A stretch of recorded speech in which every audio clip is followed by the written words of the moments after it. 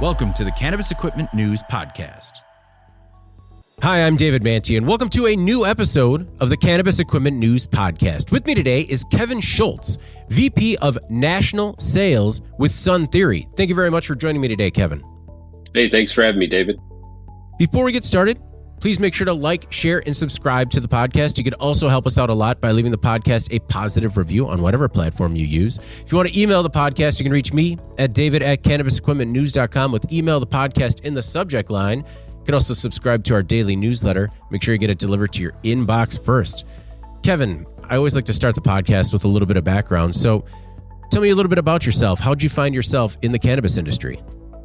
Yeah, it's a great question. So I was in the medical device industry for a long time, owned a medical distribution company, and was around a lot of surgeons during the opiate epidemic, and saw patients getting overprescribed. And, I thought there had to be a better way. Obviously, about 2012, everyone started to get turned on to CBD and really thought that was a better way to medicate these patients. I also thought socially it was a better alternative to alcohol.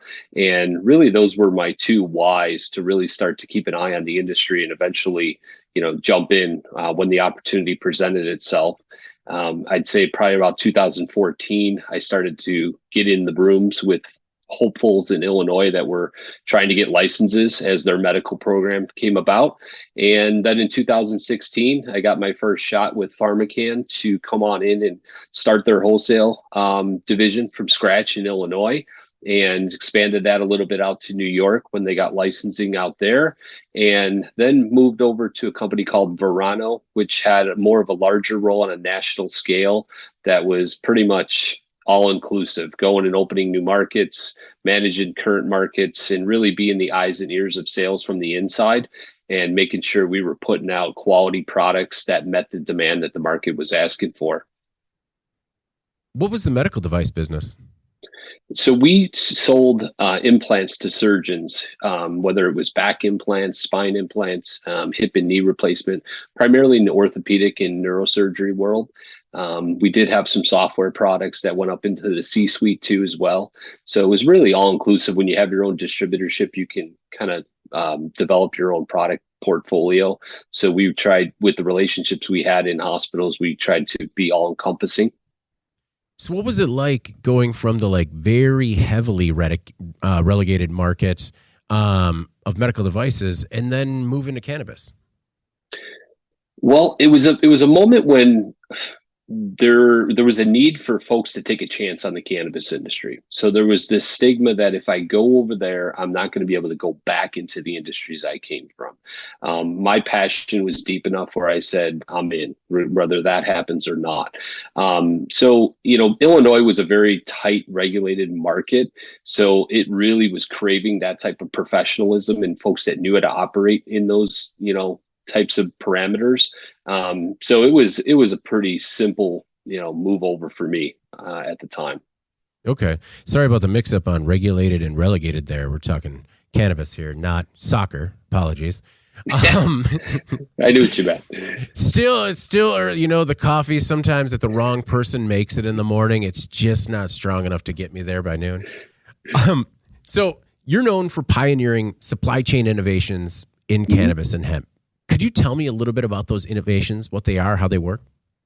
Yeah, sure. So a lot of these companies, when they first started, became the household MSOs, right? So we were, Illinois produced, some of the bigger names in the industry. And a lot of those companies were still trying to figure it out, right? As we expanded so quickly. So, really implementing the right procedures behind the scenes to make sure we were as efficient as possible. One big hole that I've experienced in the cannabis industry is the inability of the various departments all being able to work cohesively together. You have marketing, you have Topco, you have the sales team, you have production, and really to get all those folks on the same page is a giant effort. So really having that experience behind the scenes, coming from the field and sales and then going on the inside, I was really able to understand both sides and build some SOPs that allow those folks to work more effectively together. On the hemp side, I ended up leaving the cannabis industry temporarily at the end of 2019. I saw the Farm Bill get passed, which allowed hemp-derived products below 0.3% THC to be shipped over state lines. I knew that the industry needed somebody who really cared about the longevity of the industry to step in and build those SOPs out on how to safely and compliantly ship that product over state lines. That company is called 357 Hemp Logistics.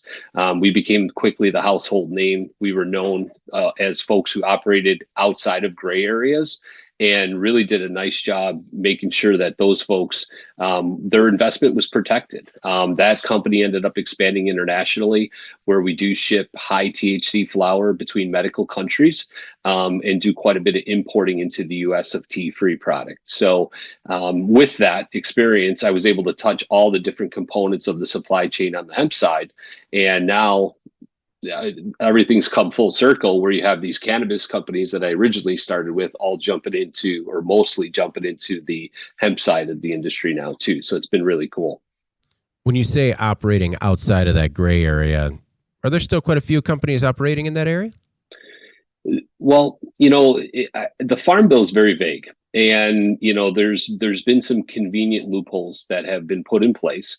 And there's been some things that have been left out that the Farm Bill missed on. And one part is transporting in-processed oil, or WIP as they will call it, work in progress product, over state lines to another licensed processor. So crude oil comes to mind, right? Crude oil, when it's in its crude state, can be 6 to 9% THC, but it's going for further remediation, right? There's nothing that we found, although there's some gray areas and some legal perspectives that said you can do it, that was written into the Farm Bill that said you can do it. So there was things like that. And then, the Delta 8's coming online, and really where we struggled was finding that full chain of custody when someone wants to do a shipment, going back to that farmer that had the license to grow, and following the transition of that product throughout the supply chain. By the time we were requested to ship it, sometimes they fell short on that. So yes, to answer your question, there are definitely some folks operating in the gray area, some knowingly, and some because they have to really continue to operate in business, and they should be able to do some of the things they're doing. It's just not etched in law yet. Why the issues with traceability? Just because there are so many tools out there for seed to sale traceability. I mean, not just in cannabis, but in any industry. I mean, right. Is it a lack of knowledge that these tools are out there? No, because we all know they are. Blockchain comes to mind. What an amazing tool that would be. And I'm not talking crypto trading. I'm talking the blockchain, where everything lives and there's one source of truth. In logistics in general, forget about hemp. The amount of paperwork that goes back and forth between all the folks involved in shipping a commodity from point A to point B is tremendous. And there can be fraud. There can be documentations that have been edited, and really would make everyone's life easier in logistics in general and supply chain, that there was one source of truth where all that documentation was stored. But yeah, really, you really have to work hard to get it in the hemp industry. And we really took it a passion to getting that documentation right before that truck left or even went in to pick up their load. So are you still involved with 357? No, so right now I'm a board advisor for the company. I still have my ownership interest. We worked on that project for 5 years. Lucky to have really great partners who actually came from logistics. So they've now taken over the day-to-day operations of the company, and absolutely still shipping hemp, still shipping cannabis internationally, and do a fair bit of final mile in other industries, whether it's retail or different brands, going direct to consumer or B2B. Do you see that company is still, at the early stages waiting for, rescheduling or further descheduling to really open up interstate commerce? Yeah, absolutely. So we were in deep conversations with some very famous companies you would know in the cannabis industry that are, although they're starting to move over to hemp, they're gearing up as well for, decriminalization and eventually being able to ship cannabis over state lines. We've always said with my relationships and with the infrastructure we built out of that company, we're ready when that day comes. In the meantime, though, we knew we were early to the hemp game. But we knew for the industry to be able to evolve and have longevity, someone had to step in when there wasn't a lot of juice to squeeze and a lot of money to be made and set those parameters and those SOPs in place. And that was the risk we took, but we thought it was something the industry desperately needed, which now puts us in a position to be well known, have a reputable brand, and be able to expand as the industry expands. You mentioned that you launched the B2B wholesale division for PharmaCann. What was that launch like, and what did it entail? Yeah, so that was kind of late to the game in Illinois. So at the time, most of the shelves were filled in the dispensaries. So it was a very difficult task to go in and replace product that was already on the shelf. So I'm very proud of the achievements of, I think by the time I left, we were in 98% of dispensaries, and doing a fair bit of sales too, a really nice chunk of business. And it was a really cool time because it was early enough where a lot of the famous CEOs that you see out there that ran the various MSOs were literally in their dispensaries, working. And you were selling to them. So it was just a really awesome experience to be able to be that early. But it was difficult to get product in. And, folks were still trying to figure out cultivation and processing and, getting everything well, in a well-oiled, manner. And so there were product shortages that you had to deal with. And there was just a lot of challenges that you had to be able to be flexible and be able to make sure the customer understood and still wanted to keep you on the shelf. So it was hard, but it was something I'm extremely proud of. When you made the step up to the top executive at Verano, how did life change for you? I was on the road a lot more. So that was a big change. Had a young daughter at home, and some of the towns that we were going to weren't always the most exciting towns, right? The cultivation centers were where you won the license. So whether it's far south in Illinois to out to Maryland to Vegas we had a quick stop in Oklahoma when they went live.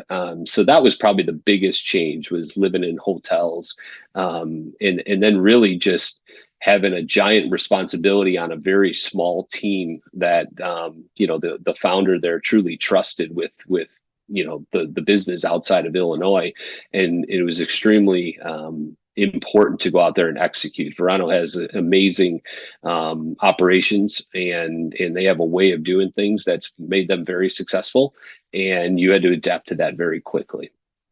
So what do you hope to take from your experience with PharmaCann, Verano, and 357 and bring that to Sun Theory? Well, there's some priceless experience there. And what I love about the Sun Theory team is I'm not the only one that has that kind of experience, and it might live in other areas, right? So I think we're an extremely well-rounded team, that has been in the field, has earned their stripes, so to speak, seen the good things and the bad things on how to operate. And it's really, the dynamics of the folks that have been brought in to start to scale this company is a group I wanted to be a part of, because I think I could bring some unique aspects to the table, but I also can learn a ton from them. And one big part of that is on the inside, whether it's operations and production. I've been with companies where you outpace them in sales, and to really have a group on the inside that can support scaling, not just in one state, but as we grow into other states, is extremely important. And it gives me a lot of confidence as I'm building my sales team out there that they're going to be able to produce what we can sell. What is that equation? How do you figure out kind of the right way to scale without scaling too quickly and breaking, without scaling too slowly and missing the market? How do you thread that needle? Well, I think you have to be really smart with forecasting, right? And I believe that's the sales team's job, is to be able to forecast properly. But I also believe that there's that collaboration that needs to take place between the two, right? We cannot operate in silos and just be responsive to each other. We need to work absolutely together, especially as we start out new markets, or we're in markets where we're starting to scale, quickly. So I really believe having those leaders in each of those departments that have great relationships with each other can have hard discussions and also be creative on, how we're going to set par levels and how we're going to forecast what's going to happen a few months down the road, is extremely important. Ultimately, you're staffing up to those levels, right?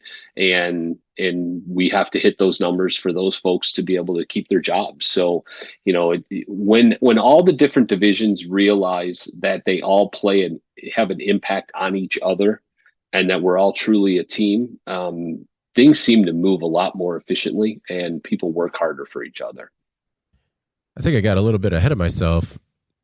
What is Sun Theory? So Sun Theory is an expanding operator.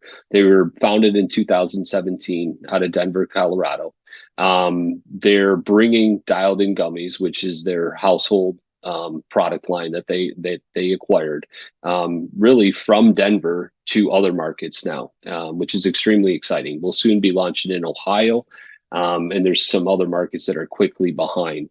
They recently went through some acquisitions on the retail side in Denver. They acquired Terrapin Care Station, 3D Salida, Durango Rec Room, and the Roots RX chains. And then, of course, acquired Dialed In Gummies, which is a household gummy line in Denver.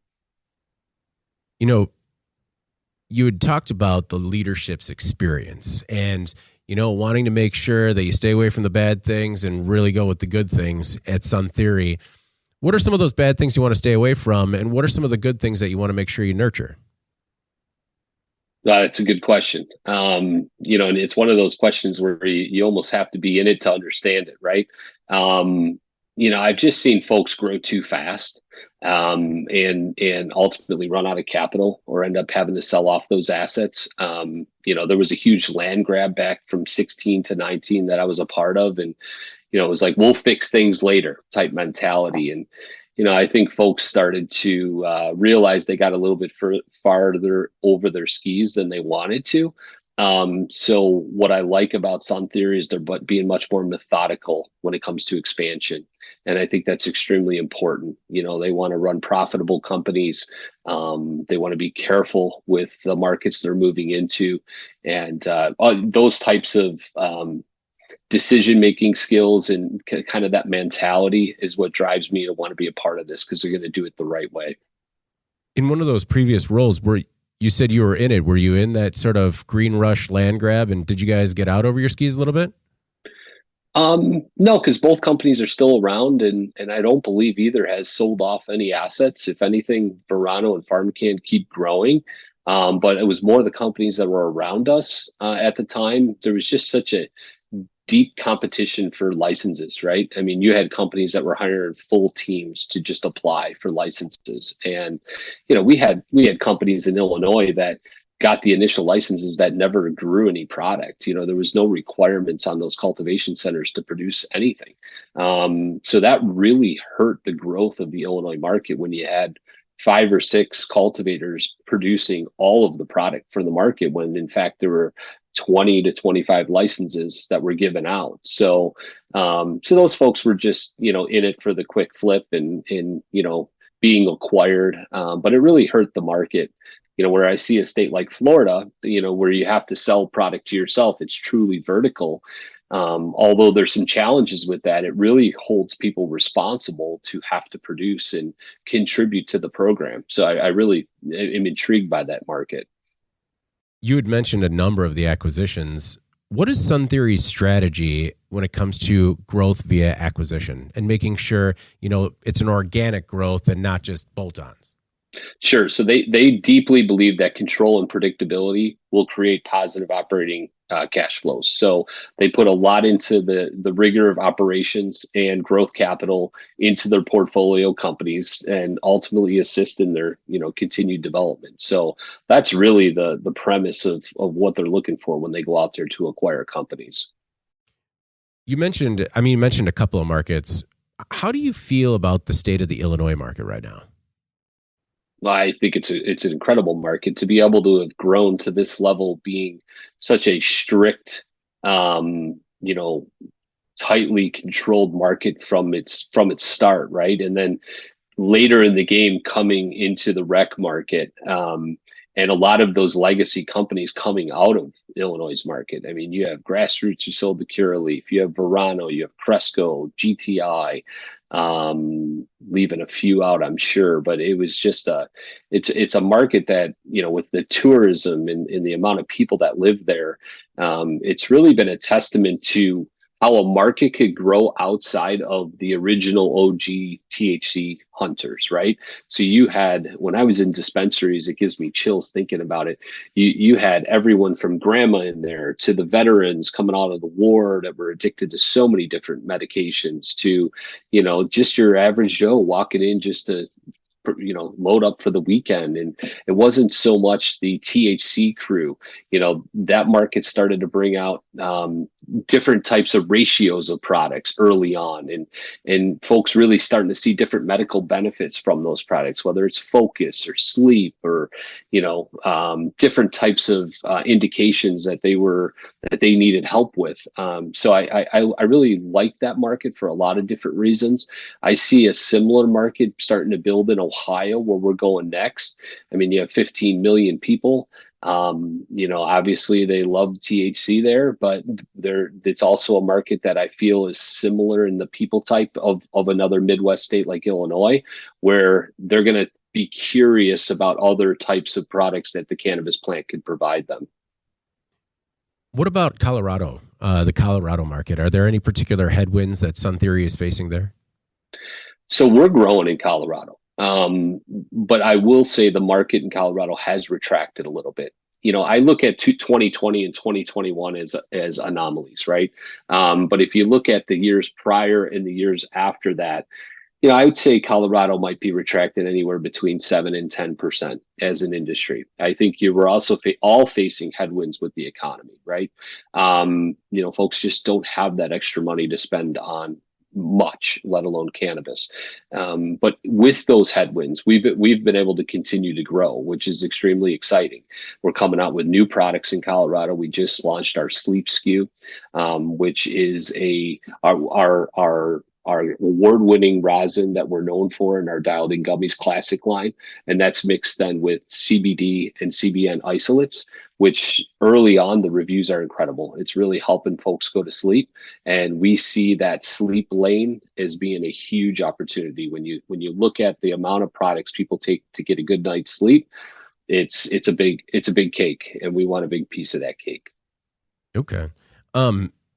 What kind of role does the Dialed In Gummies brand play in that? Will that kind of span all edible efforts? Ask that question one more time.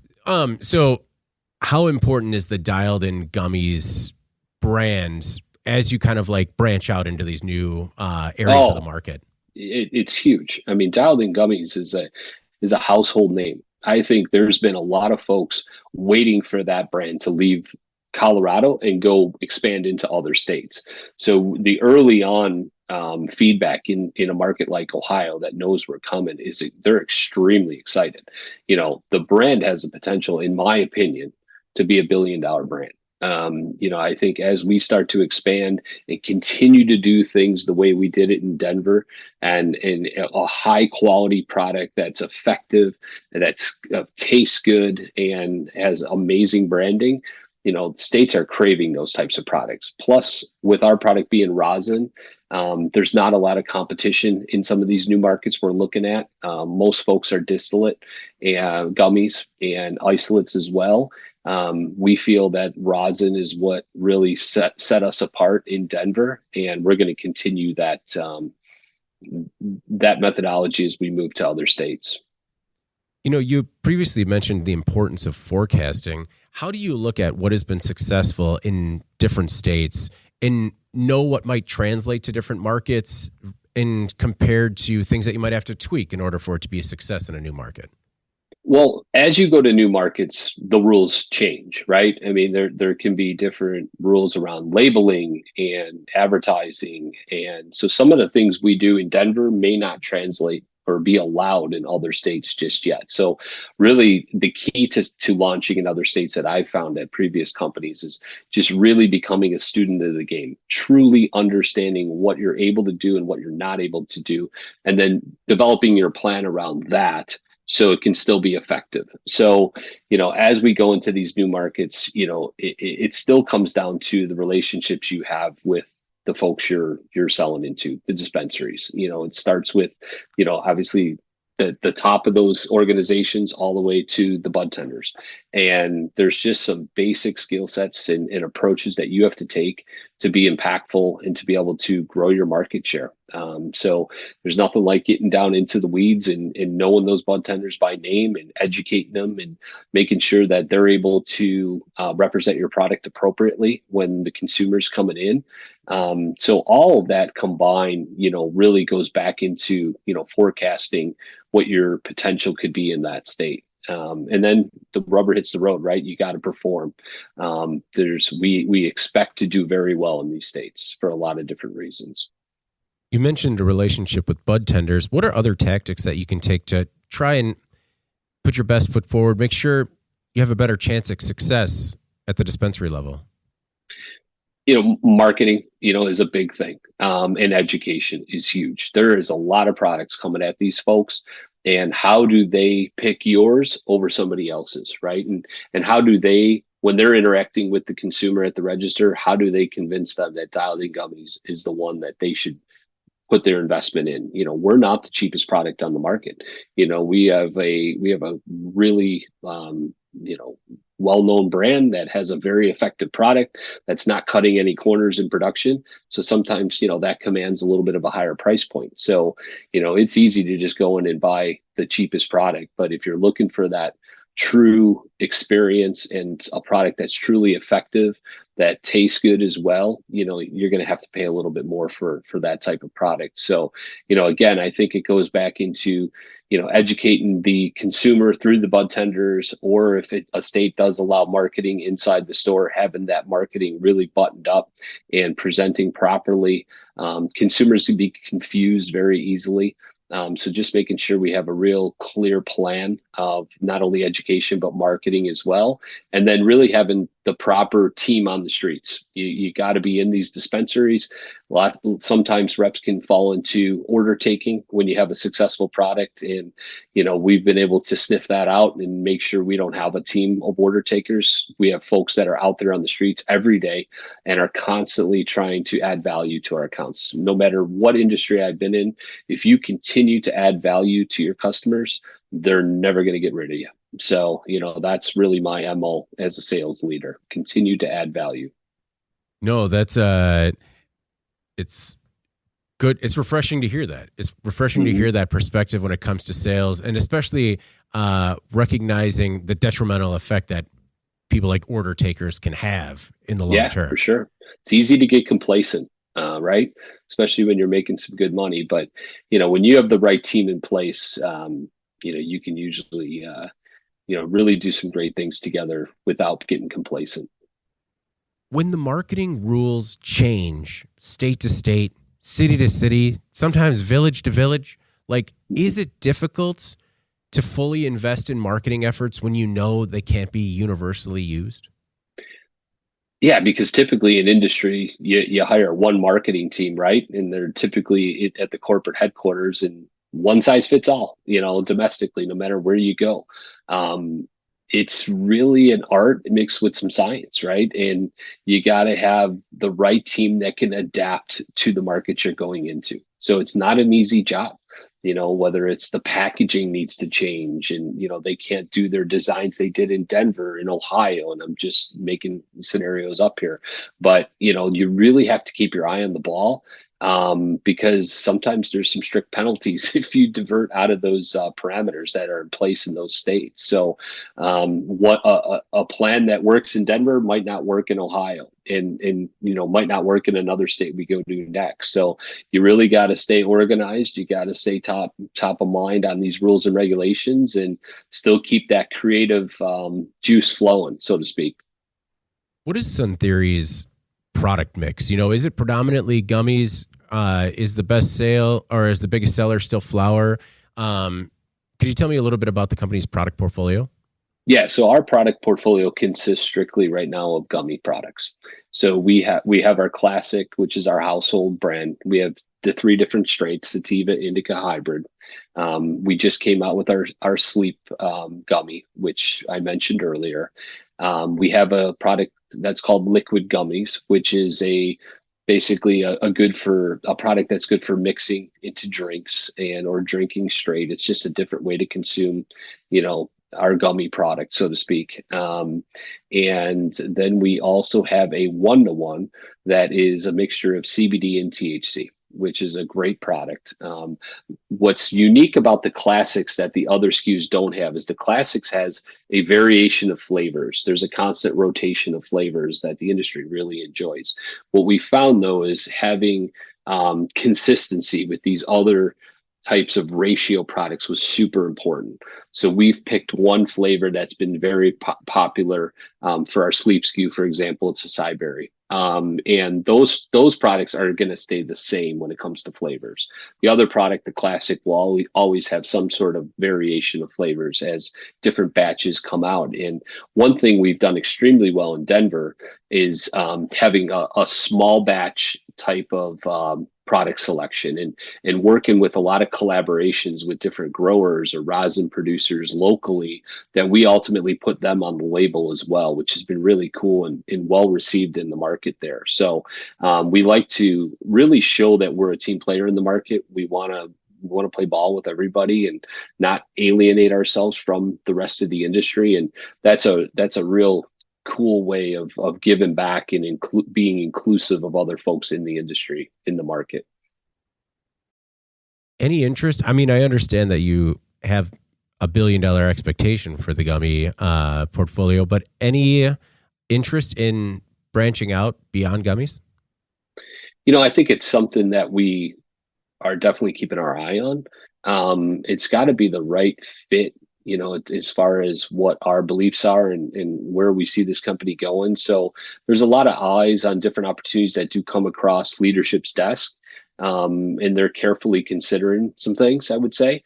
But right now, we really want to focus on being a wellness brand and truly focusing on that. So it's got to fit a couple of those buckets that we want to focus on. And if it does, we're probably going to bring it in. If it doesn't, then it's just, we're not going to divert out and chase the shiny ball that a lot of companies do and add 40, 50 different SKUs and pull SKUs back quick. And, I've seen those companies come and go, and we want to be real tight with how we choose to expand when it comes to products. On the topic of consistency in manufacturing practices, can you describe, even at a top level, Sun Theory's approach to manufacturing gummies? It's very methodical. It's not quick. There's a sous technique that's involved. Without giving too much of the secrets away, it's very carefully, I would put it that way. And the goal is to make sure that experience for the consumer is the same every time, right? Depending on the genetics that's, making up the rosin, obviously can be different effects depending on the genetics, right? But the way we produce that gummy is very carefully, very hands-on. And ultimately, that's created a line of gummies in Colorado that is extremely popular. I'll tell you a quick story. I was just in town in Denver, and we were having breakfast, and the waiter came up to us and had a hint from our shirts, obviously, who we were with, and just came out and said, "You guys are by far my favorite product to consume here in town." So, and I've heard that numerous times, being in state here just for the short amount of time I've been with the company. So that's pretty cool. Right. Good incentive to keep wearing the shirt anyways. No doubt, for sure. Well, because gummies have been a particularly difficult cookie for people to crack, when there are issues with consistency, and problems moving into new markets with different climates. Has Sun Theory run into any issues, or are there any apprehensions going from like various manufacturing practices in different climates?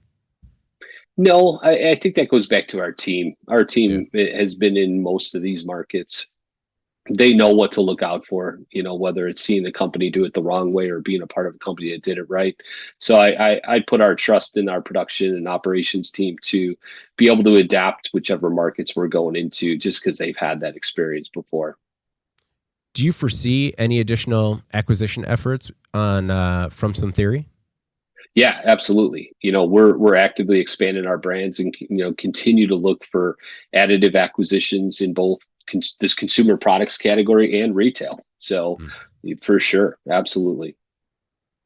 In your opinion, what can cannabis operators do that'll help them expand beyond traditional customers, get some new faces in the door? I think it goes back to those minor cannabinoids, right? Everyone knows what THC is.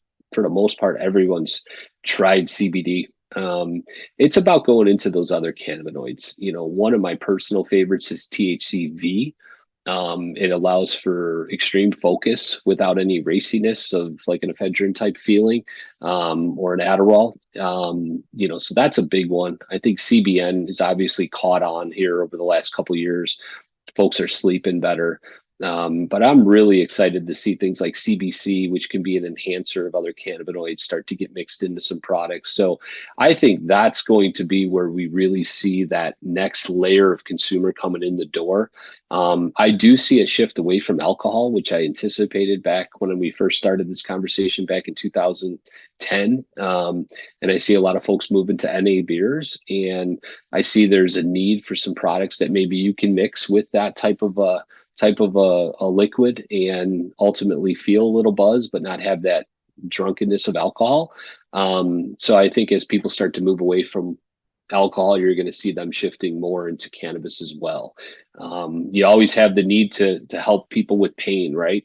I think CBD did a great job of that. I think that's just the beginning. Pain is still one of the number one ailments in the world.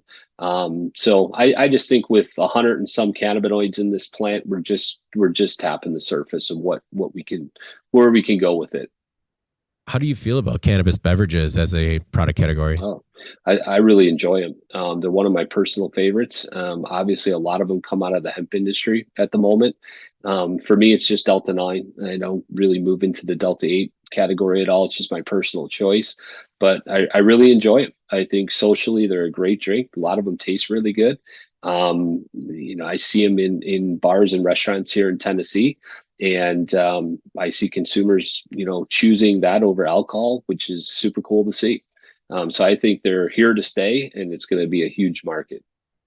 What are your thoughts on rescheduling, and is it going to get done by the end of the year? Yeah, I've always said one day we're going to wake up and it just happened, right? That's always been my my kind of personal feeling. But I don't have a crystal ball, and whether it happens with this administration or the next one, and it's years down the line, we'll continue to have that operational rigor and lead the Sun Theory team into the future, and ultimately bring best in class products to the consumer. And that's really all we can control, right?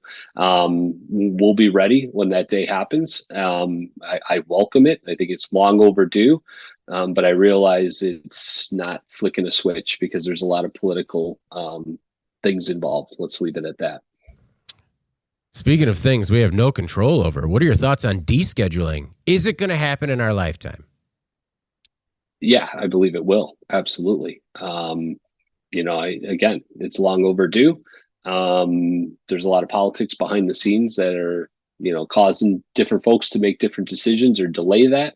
But I believe it's coming. I think as the years go by, more and more support for it is happening.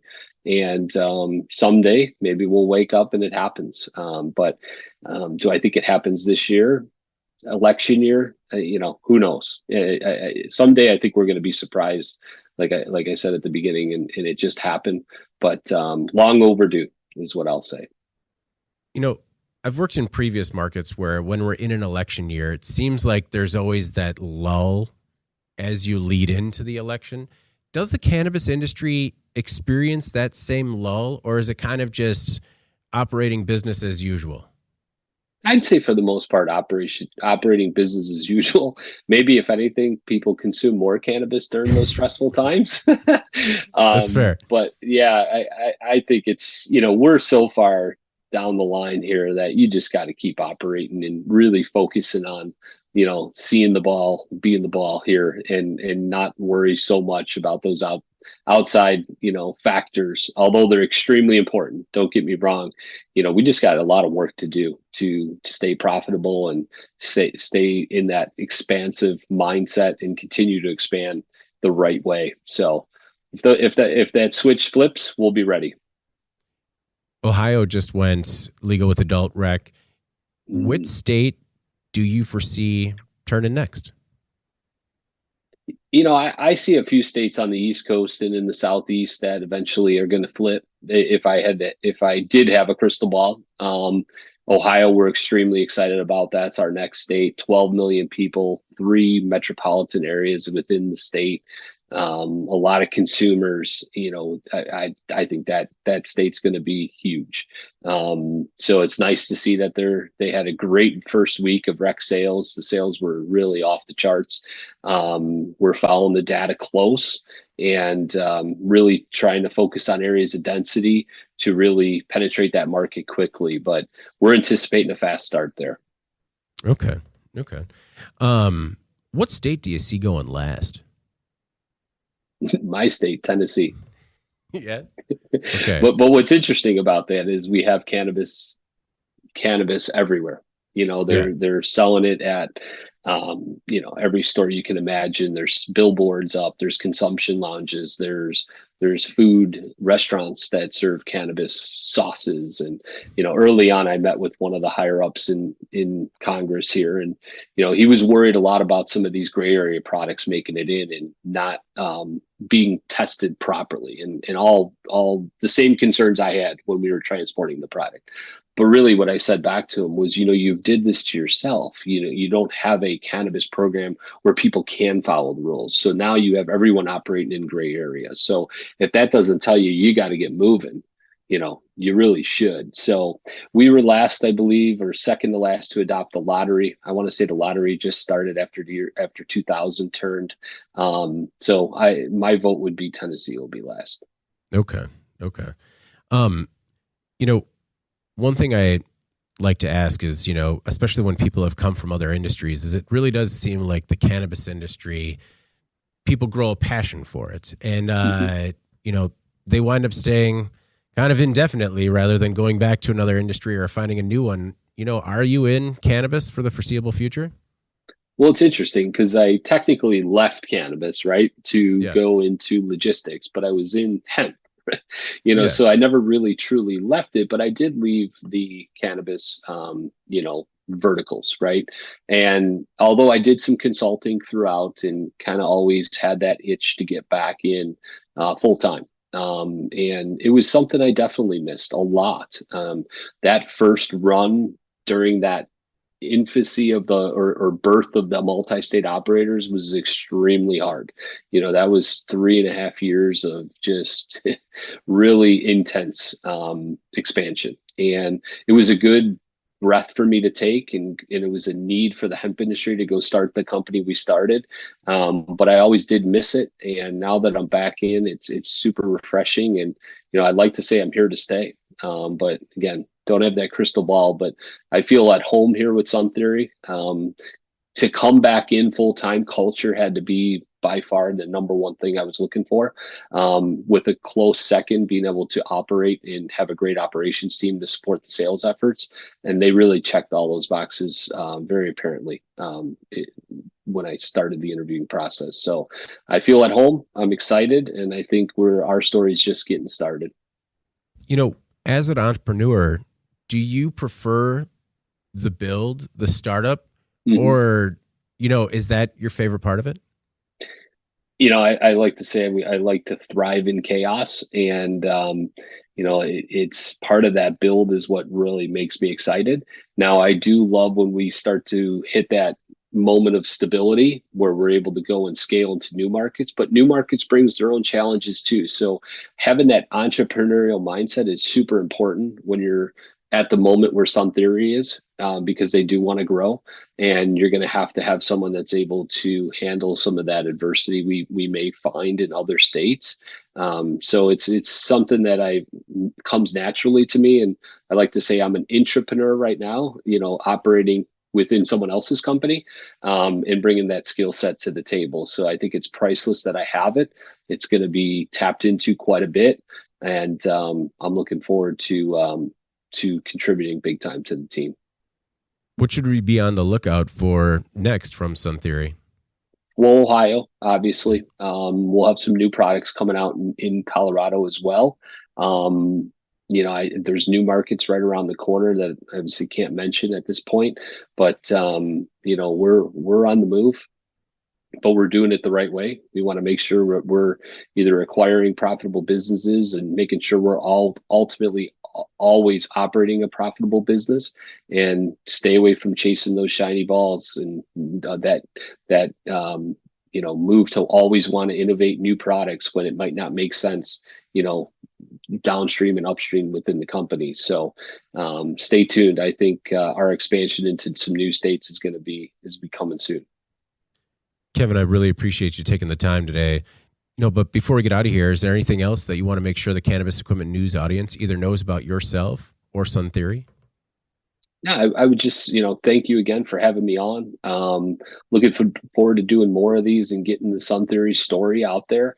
I think for right now, we're known primarily as Dialed In Gummies, but there is a, expanding operator behind Dialed In Gummies that's putting a lot of effort into scaling and bringing that product to other states and allowing other consumers in those states to have access to this product. It's a great product, and I'm excited to share the Dialed In Gummies product line in those other states with those consumers. So we're in it to win it. We're going to be expanding, and we're looking forward to doing things the right way as we move forward. Well, I'm looking forward to seeing it and help tell the story along the way. Thanks a lot, David. I appreciate you having me on. All right. Well, before we get out of here, please make sure to like, share, and subscribe to the podcast. You could also help us out a lot by leaving the podcast a positive review on whatever platform you use. If you want to email the podcast, you can reach me at david@cannabisequipmentnews.com with email the podcast in the subject line. You can also subscribe to our daily newsletter. Make sure you get it delivered to your inbox first. For Kevin Schultz, Vice President of National Sales at Sun Theory, I'm David Manti. This is the Cannabis Equipment News Podcast, and we will see you next week. Welcome to the Cannabis Equipment News Podcast.